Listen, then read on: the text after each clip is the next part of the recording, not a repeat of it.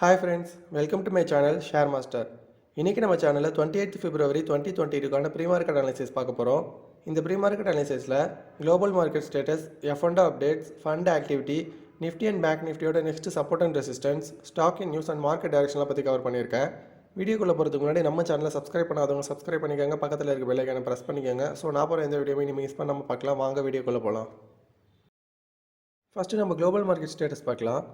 SGX Nifty பார்த்தீங்கன்னா 67 points increase ஆகி 16,727ல trade ஆகிட்டு இருக்கு. ஏஷியன் மார்க்கெட்டில் நிக்கி பார்த்தீங்கன்னா 132 பாயிண்ட் இன்க்ரீஸ் ஆகி 26,608ல ட்ரேட் ஆகிட்டு இருக்கு. ஷங்காய் பார்த்தோன்னா 14 பாயிண்ட்ஸ் டிக்ரீஸ் ஆகி 3,436ல ட்ரேட் ஆகிட்டு இருக்கு. HSI பார்த்தோன்னா 229 பாயிண்ட்ஸ் டிக்ரீஸ் ஆகி 22,537ல ட்ரேட் ஆகிட்டு இருக்கு. ஓவராலாக ஏஷியன் மார்க்கெட் பார்க்கும்போது ஸ்லைட்லி நெகட்டிவாக தாங்க இருக்குது. நெக்ஸ்ட் யூரோப்பியன் மார்க்கெட் பார்க்கலாம். யூரோப்பியன் மார்க்கெட்டில் டாக்ஸ் பார்த்தோன்னா 515 பாயிண்ட்ஸ் இன்க்ரீஸ் ஆகி 14,567ல க்ளோஸ் ஆகிருக்கு. FTSE பார்த்தோன்னா 282 பாயிண்ட்ஸ் இன்க்ரீஸ் ஆகி 7,489ல க்ளோஸ் ஆகிருக்கு. CSE பார்த்தோன்னா 231 பாயிண்ட்ஸ் இன்க்ரீஸ் ஆகி 6,752ல க்ளோஸ் ஆகிருக்கு.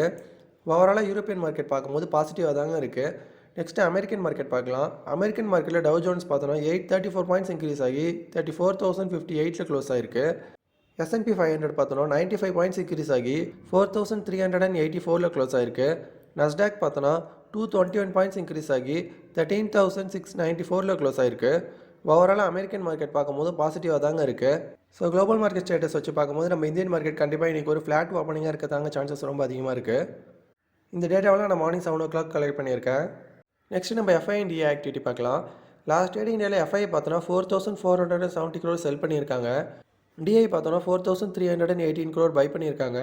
ஸோ டோட்டலாக பார்க்கும்போது FI and DI பார்த்தோன்னா 152 crore செல் பண்ணியிருக்காங்க. நெக்ஸ்ட்டு நம்ம F&O பேன் பார்க்கலாம். கரண்ட்டாக பேனில் பார்த்தோன்னா எந்த செக்யூரிட்டிஸும் இல்லை, பாசிபிள் என்ட்ரன்ஸும் இல்லை, பாசிபிள் எக்ஸிட்ஸும் எதுவும் இல்லை. நெக்ஸ்ட்டு நம்ம ஸ்டாக் இன் நியூஸ் பார்க்கலாம். வோடாஃபோன் பார்த்தீங்கன்னா இன்சூஸ் டவர்ஸில் அவங்களோட என்டையர் 28% ஸ்டேக்கையும் செல் பண்ண போகிறதா லாஸ்ட் வீக் சொல்லியிருந்தாங்க. அதில் 4.7% ஸ்டேக்கை ஏர்டெல் பை பண்ண போகிறதா ஏர்டெல் அனௌன்ஸ் பண்ணியிருக்காங்க. வோடாஃபோனுக்கு இது ஒரு நெகட்டிவான நியூஸ், ஆனால் ஏர்டெலை பொறுத்தவரை ஏர்டெலுக்கு இது ஒரு பாசிட்டிவான நியூஸாக இருக்குது.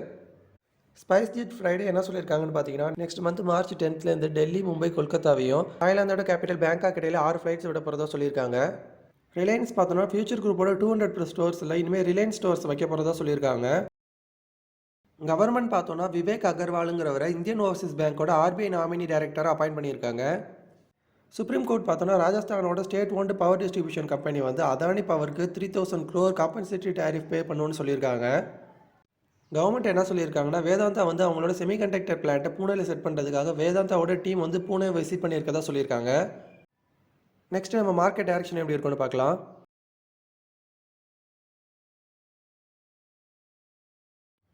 நிஃப்டி பார்த்தோன்னா லாஸ்ட் ட்ரேடிங் டேல 16,500ல ஓப்பன் ஆகி 16,600ல இந்த ரெசிஸ்டன்ஸை பிரேக் அவுட் பண்ணிவிட்டு 16,650ல வந்து க்ளோஸ் ஆகிருக்கு. நிஃப்டி வந்து இன்றைக்கி ஃப்ளாட்டாக ஓப்பன் ஆக தான் சான்சஸ் ரொம்ப அதிகமாக இருக்குது. ஸோ நிஃப்டியோட நெக்ஸ்ட் ரெசிஸ்டன்ஸ் பார்த்தோன்னா 16,850ல இருக்குது. அதை பிரேக் அவுட் பண்ணிச்சுன்னா 17,000ல நெக்ஸ்ட் ரெசிஸ்டன்ஸ் இருக்குது. அதையும் பிரேக் அவுட் பண்ணிச்சுன்னா 17,200ல தான் நெக்ஸ்ட் ரெசிஸ்டன்ஸ் இருக்குது. அதே சப்போர்ட்னு பார்த்தோன்னா நிஃப்டியோட ஃபஸ்ட்டு சப்போர்ட் 16,600ல இருக்குது. அதை பிரேக் டவுன் பண்ணிச்சுன்னா 16,420ல நெக்ஸ்ட் சப்போர்ட் இருக்குது. அதையும் பிரேக் டவுன் பண்ணிச்சுன்னா 16,200ல தான் நெக்ஸ்ட் சப்போர்ட் இருக்குது. நிஃப்டியோட டே சார்ட் பார்த்தோன்னா நிஃப்டி வந்து லாஸ்ட் 4 monthஸாகவே இந்த சேனலுக்குள்ளே தான் ட்ரேட் ஆகிட்டு இருக்கு. இங்கே பாருங்கள் 18,600ல ரெசிஸ்டன்ஸ் எடுத்துகிட்டு 16,400ல வந்து சப்போர்ட் எடுத்துகிட்டு திரும்ப அதே சேனலில் ரெசிஸ்டன்ஸ் ஆகிட்டு இப்போ 16,200ல வந்து சப்போர்ட் எடுத்திருக்கு. ஸோ நிஃப்டி வந்து கண்டிப்பாக 18,200 வரை போகிறதுக்கான சான்சஸ் ரொம்ப அதிகமாக இருக்குது. நெக்ஸ்ட் நம்ம பேங்க் நிஃப்டி பார்க்கலாம்.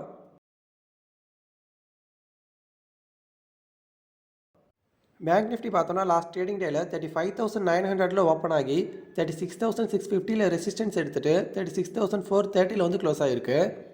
ஸோ பேங்க் நிஃப்டியோட நெக்ஸ்ட் சப்போர்ட் பார்த்தோன்னா 35,370ல இருக்குது.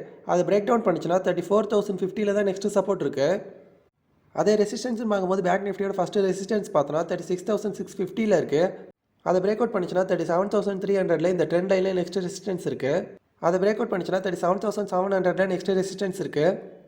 அதையும் பிரேக் அவுட் பண்ணிச்சுன்னா 38,380ல தான் நெக்ஸ்ட் ரெசிஸ்டன்ஸ் இருக்குது. ஸோ குளோபல் மார்க்கெட் ஸ்டேட்டஸ் சார்ட்ஸில் வச்சு பார்க்கும்போது நம்ம இந்தியன் மார்க்கெட் கண்டிப்பாக இன்றைக்கி ஒரு ஃப்ளாட் ஓப்பனாக இருக்கிறதா சான்சஸ் ரொம்ப அதிகமாக இருக்குது. ஸோ கைஸ், இந்த வீடியோ உங்களுக்கு ரொம்ப யூஸ்ஃபுல்லாக இருந்திருக்கும்னு நினைக்கிறேன். அப்படி இருந்தால் நம்ம சேனலை மறக்காமல் லைக் பண்ணுங்கள், சப்ஸ்கிரைப் பண்ணுங்கள், ஷேர் பண்ணுங்கள்.